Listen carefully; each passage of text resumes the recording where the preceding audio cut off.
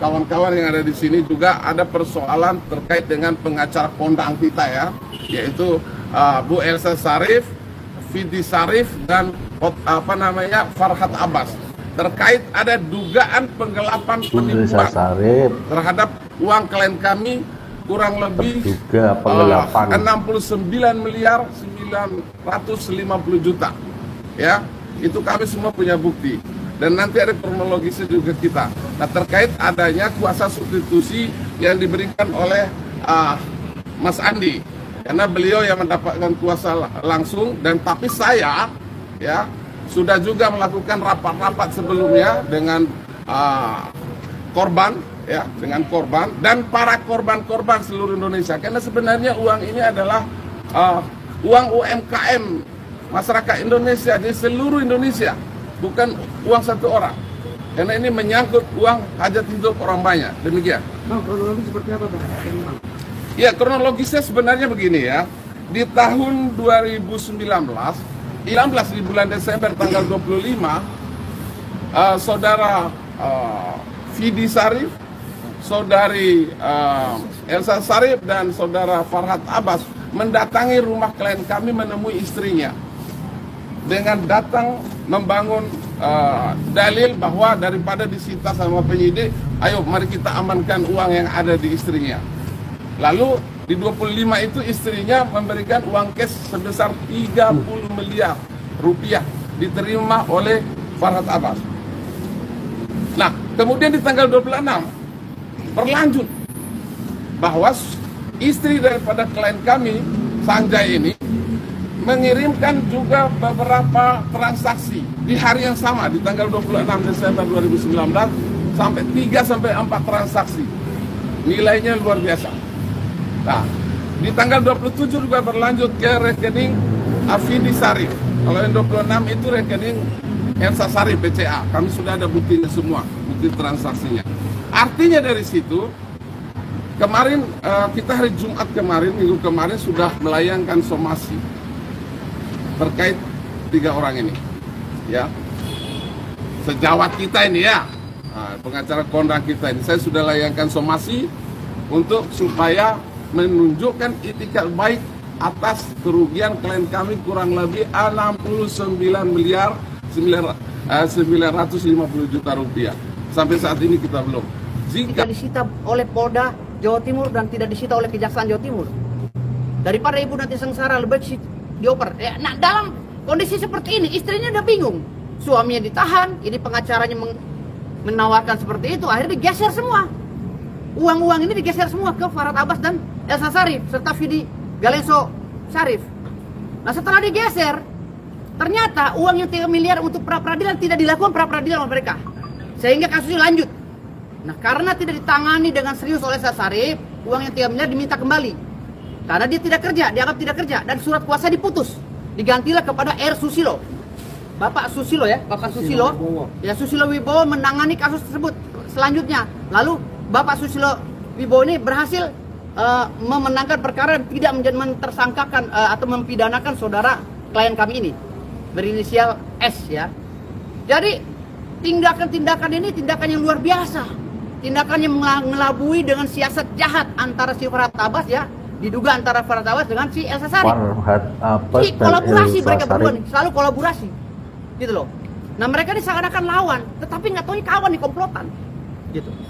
Nah, klien kami ini dalam kondisi sengsara, dirampok uangnya, dirampok dengan cara halus uangnya. Ketika diminta kembali lagi, alasan mereka apa? Untuk jasa hukum. Jasa hukumnya mana? Pra-peradilan aja kamu tidak melaksanakan, kamu jasa hukum besar sekali jasa hukumnya. Apakah kamu sukses menangani perkara tersebut? Toh di pengadilan itu tertulis kok namanya Susilo Widodo kan, yang menangani perkara itu Wibowo. Susilo Wibowo pengacaranya, bukan Farhat Abbas dan Elsa Sharif. Lantas duit yang 69 mana? Yang alasannya katanya menyelamatkan untuk agar tidak disita oleh Polda Jawa Timur dan Jaksa Jawa Timur. Nah, ini kejahatan yang luar biasa. Ini mengarah kepada TPPU. Profesor Elsa Sharif, Farhat Abbas, sadarlah kalian. Jangan mencari celah untuk mencari kesalahan orang lain. Tobat. Saya dilaporkan undang-undang ITE, saya lapor lagi kamu. Saya tidak pernah takut dengan Elsa Sharif, saya tidak pernah takut dengan Farhat Abbas. Ingat, peperangan kita lanjut sekarang ini. Saya tunggu kamu di episode berikutnya, di berita acara pemeriksaan. Terima kasih. Ini tidak ada kaitannya lagi dengan kerugian-kerugian yang ada di online tersebut. Sudah ada putusan pengadilan ingkrah sampai PK. Ya, yang sekarang kita bicarakan adalah uangnya saudara S menjadi klien saya ini kemana dilarikan oleh Elsa Sarif dan Vidi Galesong Sarif, gitu, dan Farhad Abbas. Kemana uangnya? Itu ditekankan. Kalau itu tidak ada, maka ini sedang berlanjut. Ya. Bang, pasal berapa aja boleh diulang, Bang? Pasal-pasalnya? Pasalnya untuk Vidi Galesong Sarif dan Profesor Dr. Elsa Sarif, pasal 372 dan 378 KUHP tentang penipuan dan penggelapan yang akan mengarah ke TPPU, pencucian uang. Lalu Farhad Abbas dengan Elsa Sarif, saya laporkan atas nama saya, karena telah melaporkan saya di Polda Metro Jaya, saya laporkan kembali di Polda Metro Jaya dengan dugaan pelanggaran pasal 220 KUHP tentang laporan palsu dan pasal 318 ya, KUHP ya terkait dengan laporan palsu, gitu, fitnah. Ancaman hukumannya, Bang? Ancaman hukumannya 4 tahun ditambah 1 tahun lebih. Ya lumayan lah, ngeri-ngeri sedap. Bang, flashback kembali, Bang. Ini kerugian masing-masing dari klien Abang sendiri? Kerugian materialnya dari klien saya ini, 2 orang ini suami istri ya. Kerugian materialnya yang pertama di transfer ke Elsa Sarif 39 miliar bersama Vidi Galesong Sarif ya, itu 39 miliar. Lalu diterima cash oleh Farhad Abbas 30 miliar. Jadi totalnya materialnya 69 miliar 950 juta. Imaterialnya terserah klien saya mau nyebut berapa, karena dari 2019 dia sudah capek, sudah berantakan, udah apa segala usahanya gitu. Ini kejahatan yang luar biasa, kejahatan ekonomi yang luar biasa, diduga dilakukan oleh Farhad Abbas dan Elsa Sarif serta Vidi Galesong. Pengakuan klien Abang memberikan cashnya di mana? Di rumah apa di salah satu? Transfer dan di rumah. Oh. Ya, di rumah ya, di rumah ya. Di rumah klien Abang? Di rumah klien ya. Oh. Oke, mungkin bukti-buktinya sudah dilampirkan, Bukti Bang? sudah dilampirkan, makanya laporan kami terima ya. Bos, Ya. saya mau nanya nih bos. Iya siap, nanya lagi. Oke. Iya, mengenai laporan Farhad Abbas bos ke Polda terkait undang ITE ya? Iya, pencemaran nama baik bos. Itu gimana tanggapan bos tuh bos? Gue dilaporin sama Farhad Abbas ya. Iya. Sedih gue. Sedih gue. Sedih banget gue takut banget sama Farhad Abbas, ya Allah. Undang-undang ITE lagi. Tapi bohong. Nggak bener. Dia udah laporin gue. Jadi Farhad Abbas ini gue anggap dia seorang dokter hukum yang nggak ngerti hukum. Sama sekali nggak ngerti konstruksi hukum. Jadi gue bilang hal-hal yang sia-sia selalu dia lakuin dalam semua peristiwa hukum yang dia jalanin gitu. Ya, hampir semua gue bilang hal yang sia-sia gitu. Jadi gue lihat si Farhad ini kayak nggak ngerti apa sih konstruksi hukum, kayak nggak ngerti kayak kok seorang dokter begini caranya gitu. Padahal gue menjalankan kuasa substitusi dari klien gue sebagai pengacara yang memang berprofesi untuk membela hak hukum daripada kliennya kan gitu. Betul. Jadi kan lucu, gue somasi dia, ya kan? Tim kantor Greek ya melalui rekan kita ya, Bang Redin Anom SAMH udah mensomasi dia. Lalu gue dapat kuasa bersama-sama dengan rekan-rekan yang lainnya untuk melakukan somasi ya di media sosial, somasi terbuka ya, dan kuasa penagihan dan lain-lainnya lah, kuasa-kuasa hukum ya, untuk meminta agar Farhad Abbas dan Bunda Elsa Sarif serta Galesong mengembalikan uang sekitar 69 miliar ya. Luar biasa. 69 miliar ya, itu kerugian material, mungkin ini materi nanti kita bisa gugat sampai 100 miliar kan gitu. Tapi gini, gue berbicara Farhad Abbas ya. Gue somasi Farhad Abbas dan Bunda Elsa Sarif pada saat itu, Bunda Profesor Elsa Sarif. Gue bilang tolong itikat baiknya untuk mengembalikan uang klien kita kan gitu. Karena klien kita ini kasihan loh.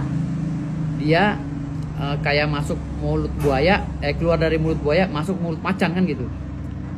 Waktu itu beliau itu kan minta tolong ya, kedua suami istri ini ya, katakanlah klien gue ini ya, ini minta tolong kepada Bunda Elsa Sharif.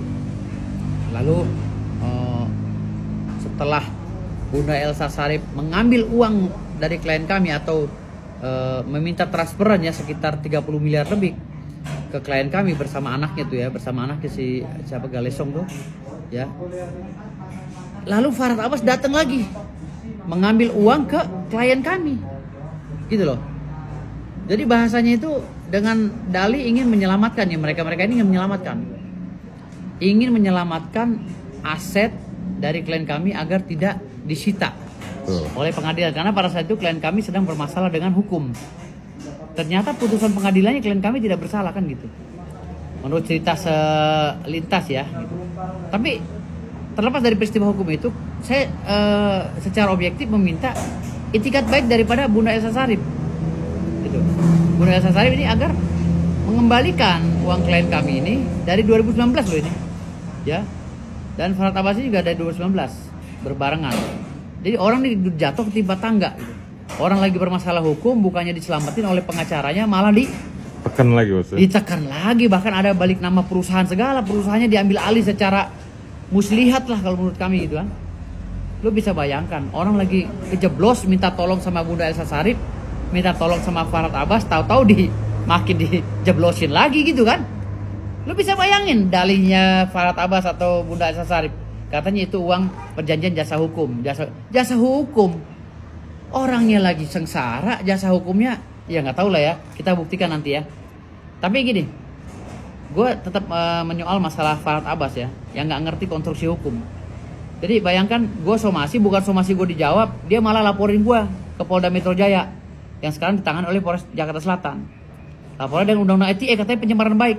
Pencemaran nama baik bagaimana bro? Gue ada surat kuasa Farhad Abbas ya, gue somasi jelas ada surat kuasa dan bukti otentik gitu loh, bukti semuanya ya. Jadi artinya di sini lo mau melarikan ini ke permasalahan undang-undang ITE ya, mungkin bermaksud untuk menghilangkan tanggung jawab lo dari pengembalian uang klien gue, itu nggak bisa Farhad Abbas ya. Gue bukan apa-apa, lo laporin gue juga percuma, nggak mempan. Kenapa? Karena hal yang sia-sia lo laporin gue gitu loh. Dan gue ini bekerja sebagai advokat ya, yang mendampingi klien gue itu. Jadi nggak perlu lo ini ketika lo diduga bersalah, lo lalu mengalihkan perhatian orang agar lo terkesan lo nggak bersalah, lo laporin undang-undang ITE. Dan undang-undang ITE itu cacat formil. Kenapa gue bilang cacat formil? Sesuai dengan SKB 3 Menteri, harusnya lo somasi dulu dong gue, kalau memang gue tuh merasa dicemarkan nama baiknya sama gue gitu. Toh somasi gue udah jalan duluan kok dari Grik. Somasi dari Grik melalui kantor hukum Raiden Anom udah bergulir ke Farhad Abbas dan Bunda Elsa Sharif serta Galesong. Jadi di sini dari mana ada pencemaran nama baiknya? Ini udah ada faktanya kok, udah ada buktinya, kami udah dapat kuasa. Jadi belajar lagi konstruksi hukum Farhad Abbas, ya. Karena banyak beberapa kasus yang kamu tangani, saya lihat kamu seperti orang tidak ngerti hukum. Contoh ya, novum yang kamu ajukan ke Vina, ya perkara Saka Tatal, PK ya. Aduh, ini udah, ya mudah-mudahan sih diterima ya, mudah-mudahan diterima. Tapi kalau gue pesimis, ya gue pesimis lo bisa memenangkan PK ini dan PK lo bisa diterima. Gue pesimis karena 10 novum lo itu udah banyak banget, gitu kan. Dan gue anggap tidak substansional, tidak objektif, karena tidak sesuai dengan pasal 263 KUHP. Tapi gue tetap mendoakan mudah-mudahan diterima novum lo ya. Namun di sini hal yang berbeda. Kenapa gue cerita novum lo ya? Novum lo menyoal masalah matinya kenapa dan menyoal masalah kesaksian palsu dan lain. Lu tidak menyoal secara objektif masalah salah prosedur ya, dengan adanya tuduhannya yang menangkap secara sepihak misalnya seperti itu. Tapi lu malah menyoal masalah kematian. Ini yang gua anggap lu nggak ngerti sama sekali konstruksi hukum gitu. Padahal pengadilan PK itu bukan menyoal masalah kematian, tapi menyoal masalah prosedur yang tidak. Tapi nggak masalah lah. Gue mendoakan mudah-mudahan itu diterima ya, ada keajaiban itu diterima dan 7 terpidana bisa dibebaskan. Namun hari ini ya, karena lu udah melaporkan gue Farhad Abbas, hari Kamis gue akan ke Mabes Polri dan gue akan laporkan lu dengan Bunda Elsa Sharif ya. Lu Bunda Elsa Sharif dengan adik Galesong atau rekan Galesong akan kita laporkan ke Mabes Polri karena ini nilai kerugiannya 69 miliar Luar ya. biasa, ya. Hampir 100 miliar ini kalau dihitung dengan imaterial ya. Jadi di sini gua nggak main-main Farhad Abbas. Kalau masalah laporan lu, mohon maaf, gue bukan nyepelein. Udahlah, itu gua anggap aja permen karet lah, gue gigit-gigit ya. Ntar kalau udah habis gue buang gitu kan. Jadi nggak ada artinya laporin gua Farhad Abbas. Lebih baik lu balikin uang klien gua, lu bawa buktinya, lu dengan itikat baik kemana tuh uang. Ya, panggil Bunda Elsa Sharif, duduk bareng, panggil Galesong, lo datang bawa data, kemana uang yang lu bawa Farhad Abbas, kemana uang yang masuk ke rekening Bunda Elsa Sharif, kemana. Kalau enggak nih masuk TPPU, pencucian uang. Ingat, gua nggak main-main Farhad dalam membela klien gue. Gua nggak pernah main-main dan gua nggak akan pernah mundur. Ya, ingat itu Farhad Abbas. Hari Kamis atau Jumat gua akan laporkan dulu orang. Makasih. Bravo.